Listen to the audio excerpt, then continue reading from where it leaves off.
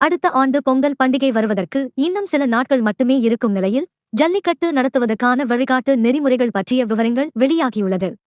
அதன்படி மாவட்ட ஆட்சியரிடம் முன் அனுமதி பெறாத அமைப்பாளர்களுக்கு ஜல்லிக்கட்டு நடத்த அனுமதி வழங்கக்கூடாது.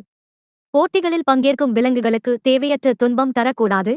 காளைகளுக்கு தேவையற்ற வலி மற்றும் கொடுமைகள் கொடுப்பதை தவிர்க்க வேண்டும். தமிழ்நாடு விலங்குகள் நல வாரியம் அமைக்கப்பட்டுள்ள குழு நிகழ்ச்சியின் போது உடனிருந்து அறிக்கை அளிக்க வேண்டும். ஜல்லிக்கட்டு நிகழ்வுகளுக்காக புதிதாக உருவாக்கப்பட்ட இணையதளத்தில் ஆன்லைன் முறையில் விண்ணப்பங்கள் செயலாக்கப்பட வேண்டும். அதிகாரப்பூர்வ இணையதளமான www.jallikattu.tn.gov.in இணையதளத்திற்கு சென்று நாம் விண்ணப்பம் செய்து கொள்ளலாம். அதேபோல ஜல்லிக்கட்டு போட்டிகள் நடைபெறும் முழு வீடியோவும் பதிவு செய்யப்பட வேண்டும்.